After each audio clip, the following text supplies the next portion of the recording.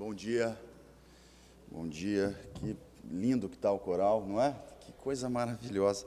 Acho que por isso que o céu vai ser tão bom, porque você vai ficar ouvindo os anjos cantar, e isso enche a nossa alma, preenche a nossa alma. Essa canção que vocês cantaram agora é excepcionalmente também, particularmente linda.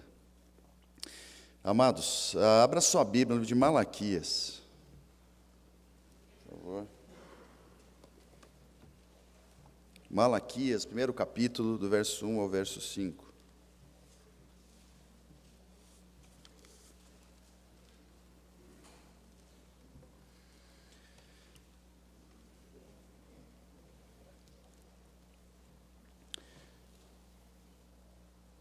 Sentença pronunciada pelo Senhor contra Israel por intermédio de Malaquias. Eu vos tenho amado, diz o Senhor, mas vós dizeis: em que nos tem amado? Não foi Esaú, irmão de Jacó, disse o Senhor, todavia amei a Jacó, porém aborreci a Esaú. E fiz dos seus montes uma assolação e dei a sua herança aos chacais no deserto. Se Edom diz: fomos destruídos, porém tornaremos a edificar as ruínas, então diz o Senhor dos exércitos: eles edificarão, mas eu destruirei. E Edom será chamada terra de perversidade e povo contra quem o Senhor está irado para sempre. Os vossos olhos o verão, e vós direis: grande é o Senhor, e também fora dos limites de Israel. Amém. Pai querido, fala conosco agora, esse é o nosso desejo, por meio da palavra lida, em nome de Jesus. Amém. Esse livro é o último livro do Antigo Testamento, é um livro excepcional, é um livro incrível, porque ele fala de sentenças de Deus contra o povo. Quando eu falo que ele é um livro muito bom de ser lido, é um livro incrível, não quer dizer que ele também é fácil de ser mastigado, porque são palavras duras, são palavras difíceis que Deus dá ao povo, sentenças de Deus ao povo, falando a respeito do sacrifício, falando a respeito dos dízimos, das ofertas, e falando aqui, especialmente no início do primeiro capítulo, sobre o amor que Deus tinha para com o povo e a dúvida que o povo tinha em relação a esse amor. Nós sabemos pouco sobre Malaquias. O significado do seu nome é mensageiro, mas quem ele era, o seu contexto, não é de tão fácil entendimento. Para que entendamos um pouco a respeito de Malaquias, é preciso procurar um pouco dos seus pares, daqueles que foram os seus contemporâneos, predecessores, pelo menos perto da época em que ele manifesta as palavras, expressa as palavras sobre a ordem do Senhor ao povo. E para isso nós podemos ir à vida e ao ministério de Neemias. Neemias foi quase que contemporâneo de Malaquias, e Neemias prega a respeito da reconstrução do templo, dos muros de Jerusalém, fala da necessidade do povo de voltar à verdadeira adoração, de se preocupar com as coisas do Senhor, de fazer o que era correto, tendo em vista que estavam retornando do cativeiro e precisavam esquecer das coisas que para trás ficaram e se preocupar agora com as coisas do Senhor. Havia uma necessidade muito premente de que o povo se preocupasse com as coisas de Deus, tanto as materiais, quando se refere ao templo, aos muros de Jerusalém também, as espirituais, a forma como cultuavam a Deus. Bom, Neemias faz isso muito bem, o povo volta os seus olhos ao Senhor, e aquela geração parece morrer, aquela geração se vai, e uma nova geração se levanta. E é para essa geração que Malaquias expressa as suas palavras. Uma geração que por alguma razão caiu na mesmice, uma geração que passou a não se preocupar mais tanto com as coisas de Deus, uma geração que parecia que se acostumou com aquilo que deveria ser sempre surpresa, deveria ser sempre novidade, deveria ser sempre motivo de gratidão, era o fato de poder louvar a Deus e fazer as coisas para Deus. Esse povo passou a fazer as coisas para Deus de qualquer forma, de qualquer maneira. Tanto que as repreensões dadas por Deus, por meio do profeta ao povo, giram em torno disso. Olha, vocês entregam para mim animais dilacerados, vocês entregam para mim o que é podre, vocês não dão mais o melhor que vocês têm. Cadê aquele primeiro amor? Cadê aquela vontade de vir até mim? Vocês me roubam nos dízimos e nas ofertas, e pergunto, em que estamos te roubando, Senhor? Então, é para esse povo, um povo que continuava a fazer as coisas de Deus, mas não da forma como deveria. É como se fosse uma relação em que estivessem na mesma casa, mas um dos cônjuges não quisesse mais estar ali. E esse era o povo, Deus e o povo num relacionamento, mas o povo não queria mais ter que se submeter às condições, às obrigações daquela relação, mas permaneciam ali, permaneciam na mesma casa. E Deus se incomoda com isso, porque Deus sempre quis o melhor, Deus sempre quis o nosso coração, Deus sempre quis o melhor da nossa adoração. E Deus então usa a vida desse homem, desse profeta chamado Neemias, desse mensageiro, para falar ao povo. Bom, a primeira reprimenda que Malaquias faz ao povo, ela já nos chama muito a atenção. Eu diria que é a principal delas. Normalmente o melhor a gente deixa para o final, mas aqui eu acho que Malaquias começa já com o melhor, ou com a mais dura, a mais difícil. Sentença pronunciada pelo Senhor contra Israel por intermédio de Malaquias: eu vos tenho amado, diz o Senhor. Deus diz ao povo: eu amo vocês. Deus diz a você: eu te amo. Mas vós dizei: em que nos tem amado? Em que nos tem amado? Bom, quando nós dizemos, e você diz eu te amo para alguém, por óbvio você espera uma resposta à altura. Que ruim é, né? Quando você chega para sua esposa e diz eu te amo, e ela diz, tá bom. Como assim, tá bom? Eu também te amo, você tem que dizer alguma coisa aí. Ah, tá bom, você já disse que você me ama, tá bom. Você espera uma resposta à altura, você espera uma retribuição, você espera que a pessoa para quem você disse eu te amo, diga eu também te amo, é muito bom estar com você, enfim, da forma como for, uma retribuição, é preciso ser recíproco esse amor. E Deus diz ao povo claramente: eu vos tenho amado, porém vós dizei, em que nos tem amado? Que ousadia, que petulância, que papelão. Em que nos tem amado? Olha a coragem do povo de dizer isso para Deus. Bom, é sobre isso que eu gostaria de falar, sobre essa resposta dada pelo povo a Deus e a resposta de Deus ao povo. A resposta que o povo dá a Deus, ela revela uma espécie de mágoa. É como se o povo quisesse, naquela resposta, naquela conversa, quase que mostrar para Deus: Deus, eu não estou muito contente com o Senhor. O Senhor está falando que me ama, mas é como se a gente quisesse, ou se o povo quisesse ali, incomodar a Deus.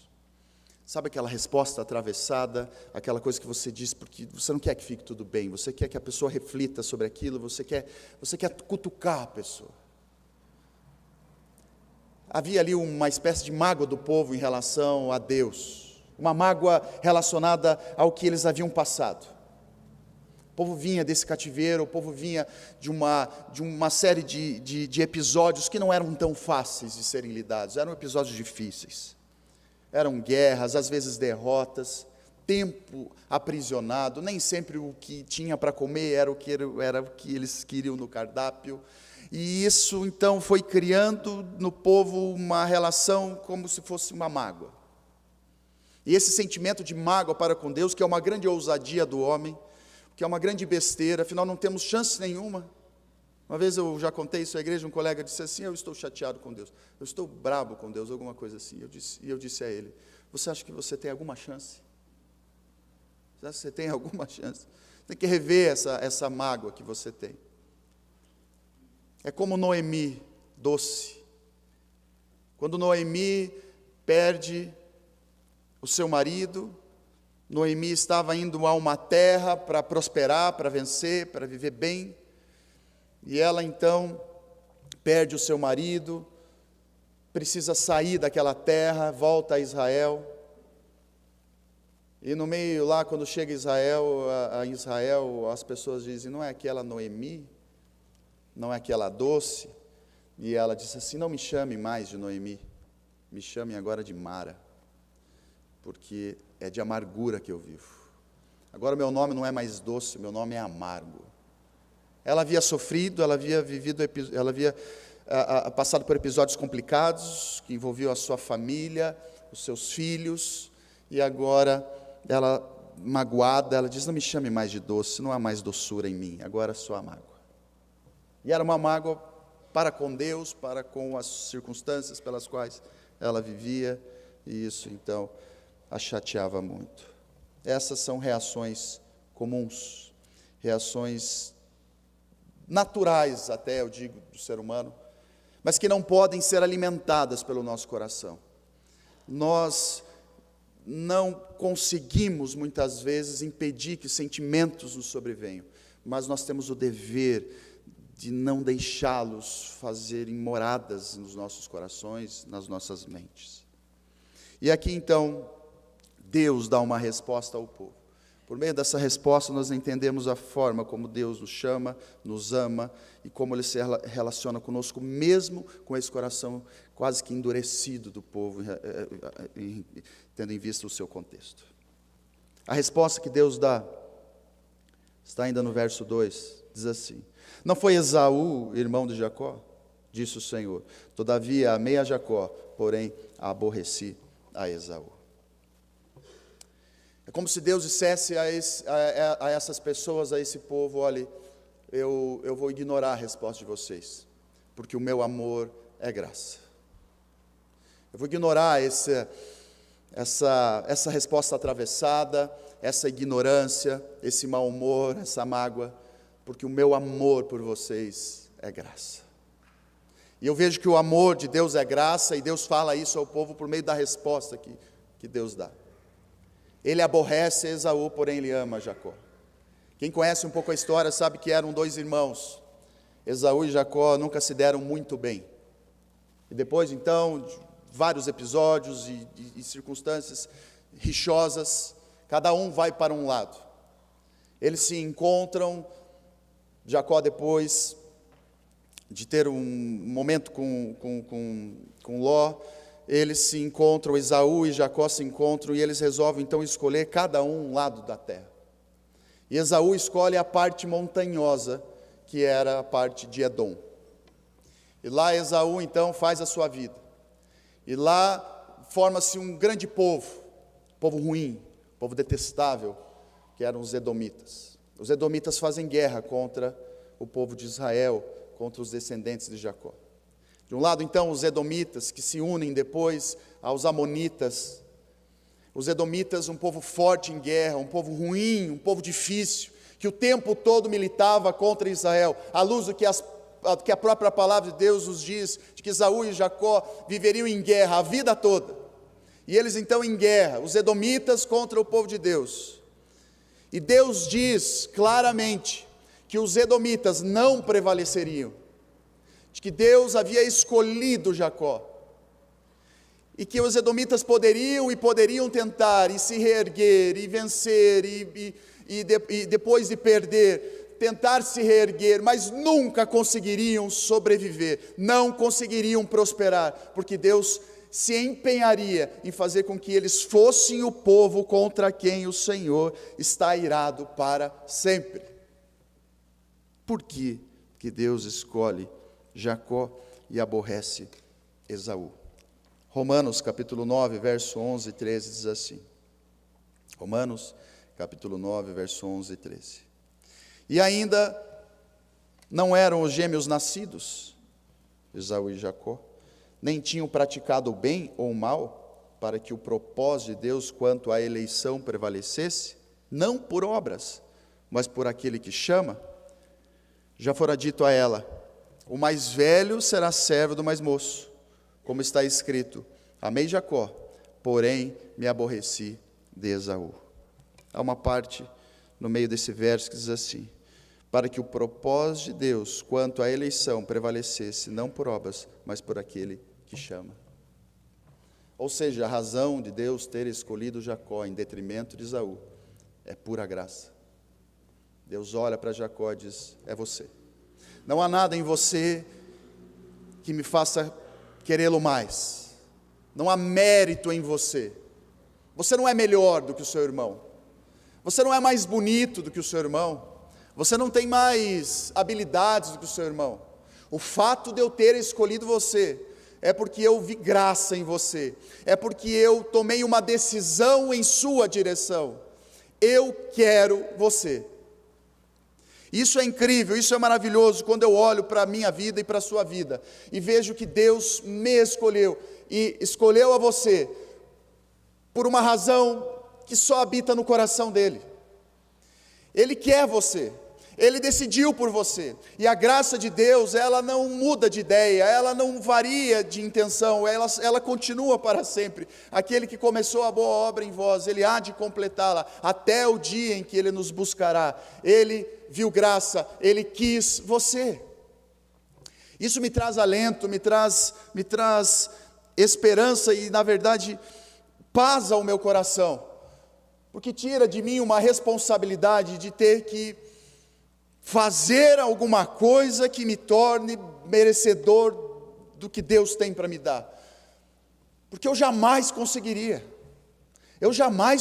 fazer alguma coisa que Deus olhasse para mim e dizer: agora sim você merece o meu filho Jesus, agora sim você merece Cristo. Eu nunca conseguiria. A graça de Deus, ela é imerecida. Deus ama a Jacó e se aborrece de Esaú por razões que só ele conhece, e ele diz isso ao povo: vocês duvidam no meu amor, mas eu amo vocês, apesar disso, porque eu escolhi amar vocês. Eu fiz uma boa obra na vida de vocês. Olha o que aconteceu com Esaú, olha o que aconteceu com Jacó. É impossível que vocês olhem para a história de Esaú e para a história de Jacó e dos seus descendentes e não percebam o quanto eu amo vocês, o quanto eu estou com vocês. Bom, Ele me ama, mesmo não havendo nada para amar. E é disso que precisamos. Nós precisamos nos apegar a essa graça divina. Você não precisa de cura, você não precisa de mais dinheiro, você precisa da graça de Deus. Você precisa da graça de Deus. E é a graça de Deus, quando ela preenche o seu coração, ela lhe faz satisfeito. Você recebeu a graça de Deus por meio da salvação em Jesus Cristo. Mas diariamente Ele derrama dessa graça também sobre o seu coração para deixá-lo satisfeito nele, para que você não se incomode mais com o que você tem, com o que você não tem, para que você olhe para Cristo e diz: muito obrigado, Deus, porque a sua graça me basta.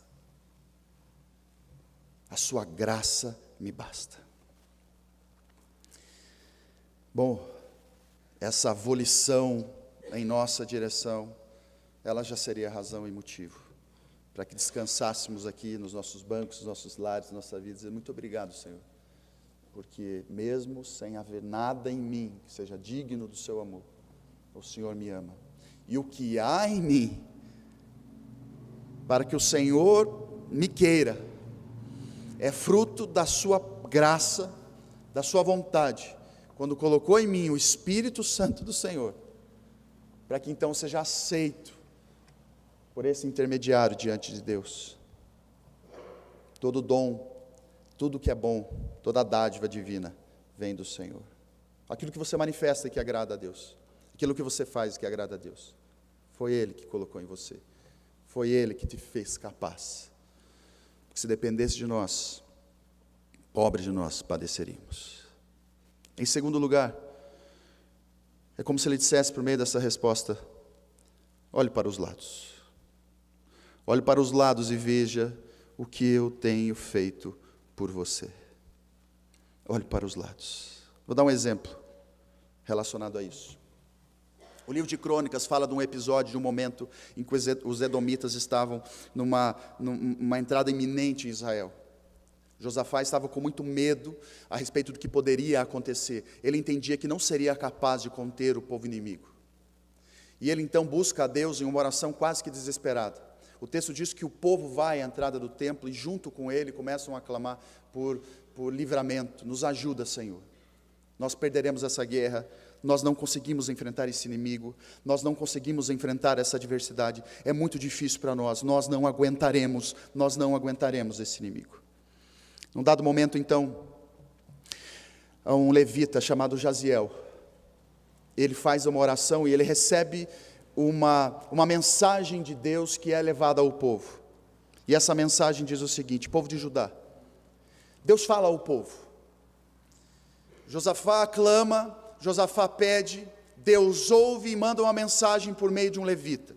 E essa mensagem diz o seguinte: povo de Judá, moradores de Jerusalém e o rei Josafá, prestem atenção.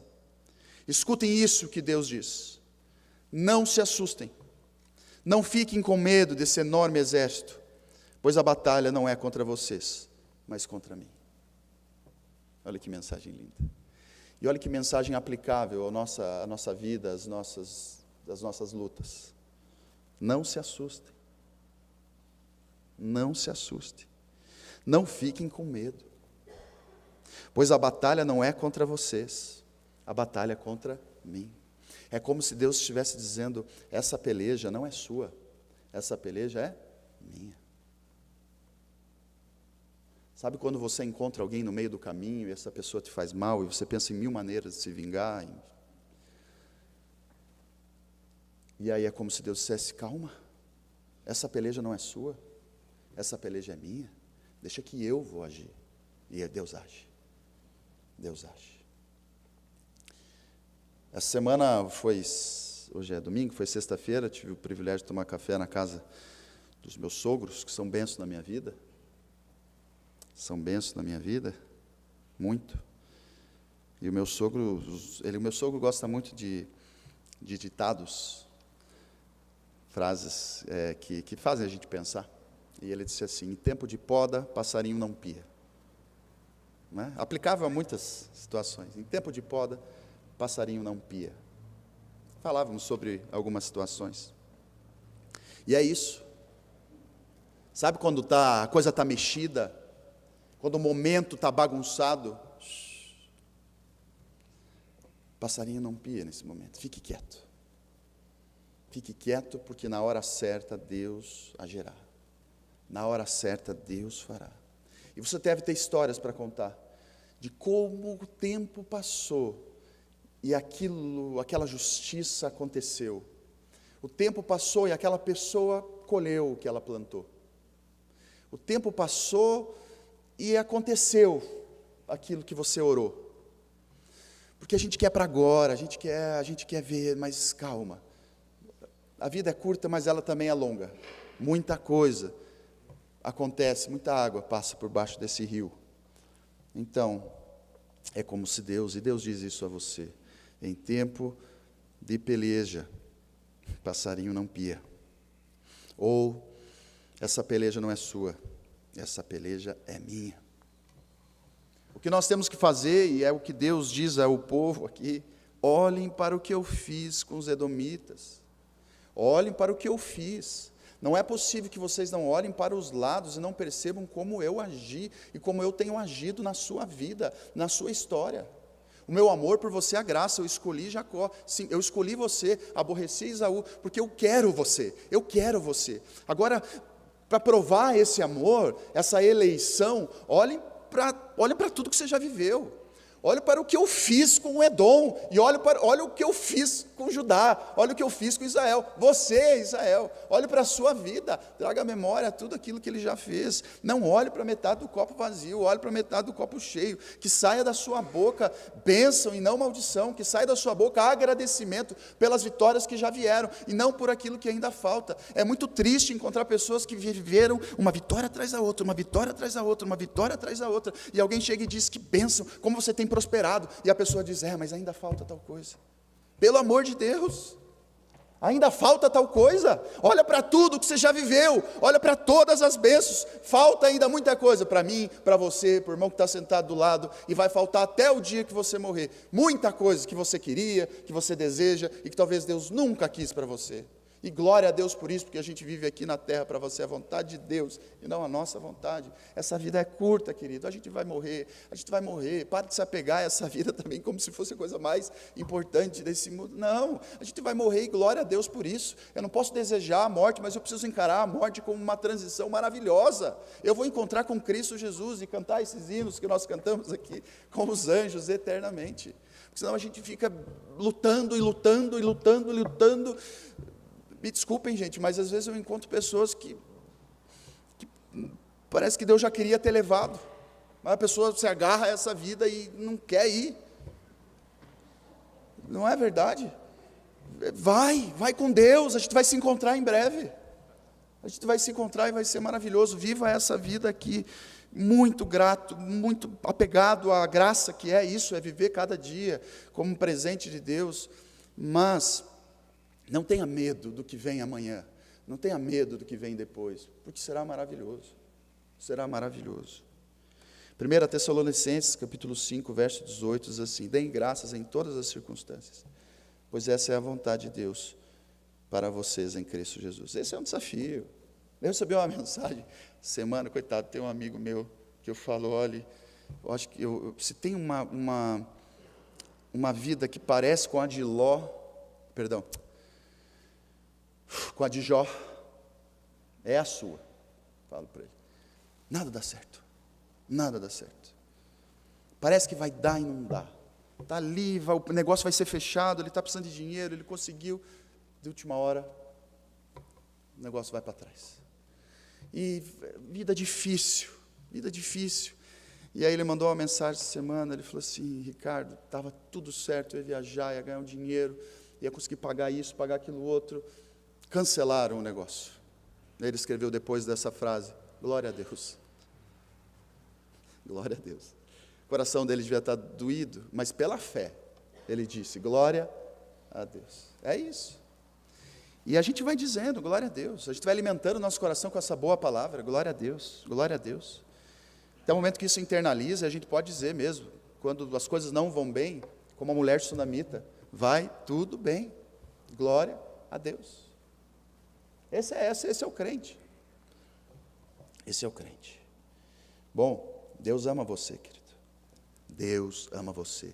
Olha tudo aquilo que Ele fez para com o povo de Jacó, de Israel. Olha para o que Ele fez na vida do povo de Deus. Você é o povo de Deus. E olha para o que Ele fez com aqueles a quem Ele não ama. Mas eu tenho colegas que não amam a Deus. Eu tenho muitos edomitas do meu lado e a vida deles vai muito bem. Salmo 73. Salmo 73. Abra sua Bíblia, eu vou ler 2 versos do Salmo 73. Salmo de Asaf.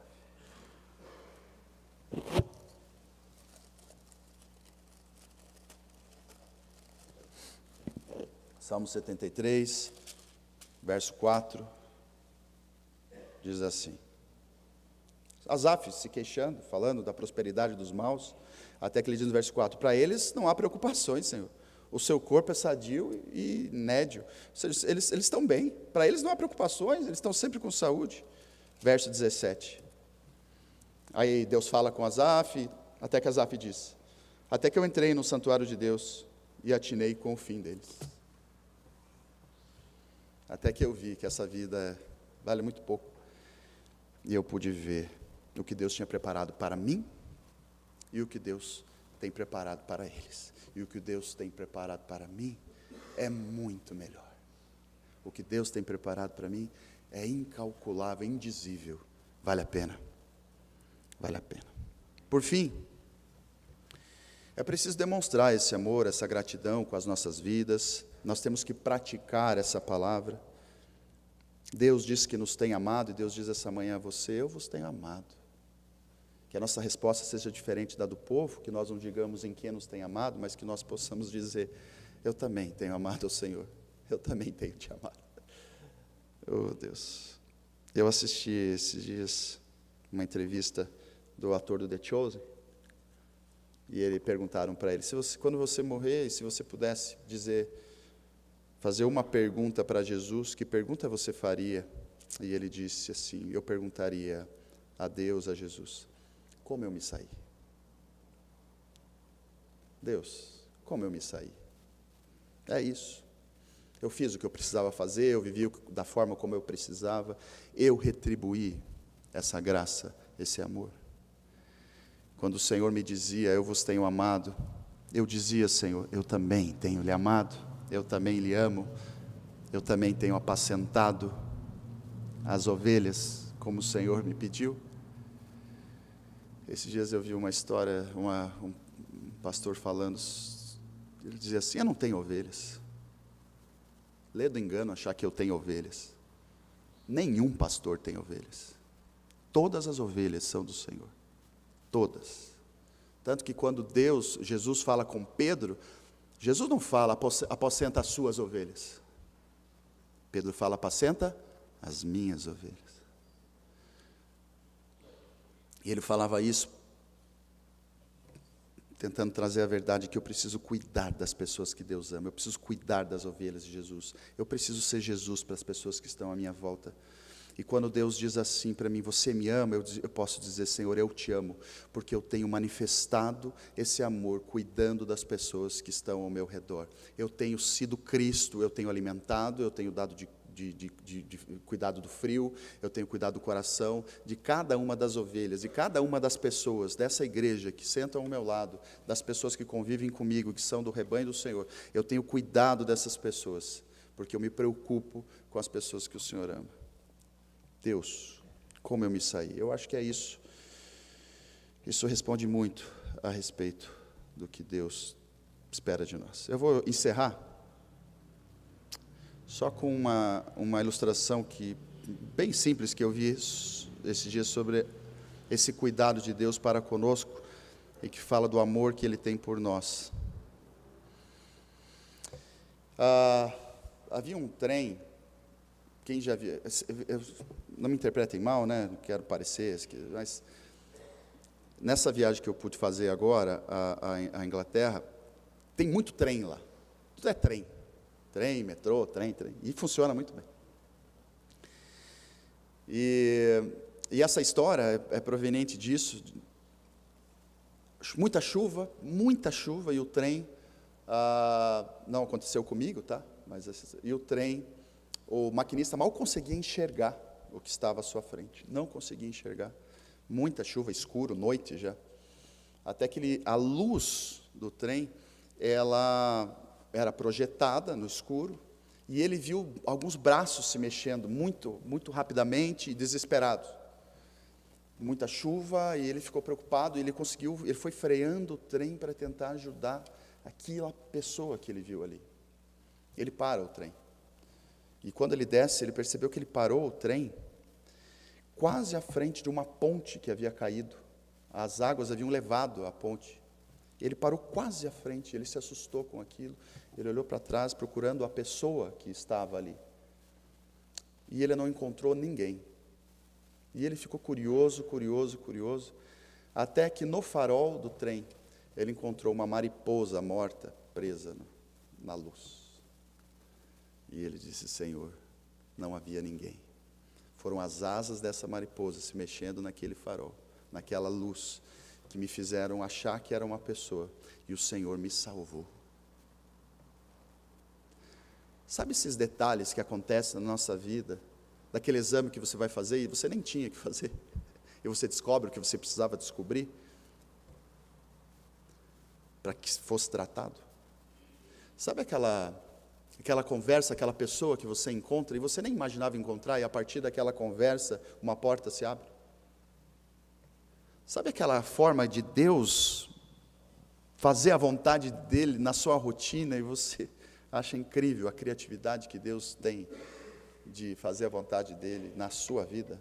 Deus continua agindo. Deus ama você. E a vontade de Deus, ela acontece de uma hora para outra. Tem uma frase que diz assim: a vida não muda no mundo da noite para o dia. Muda. Às vezes do dia para o dia. Então você acorda e naquele dia, um milagre vai acontecer. Você nem sabia que era naquele dia. Talvez seja amanhã, querido. Talvez seja hoje. E isso é prova do amor de Deus. Ele nunca se esqueceu de você. Ele amou a Jacó, Ele ama Israel, Ele ama a igreja. E Ele se aborrece de Esaú. Em que nos tem amado o Senhor? Que essa não seja a nossa resposta, porque Ele tem nos amado em muitas coisas.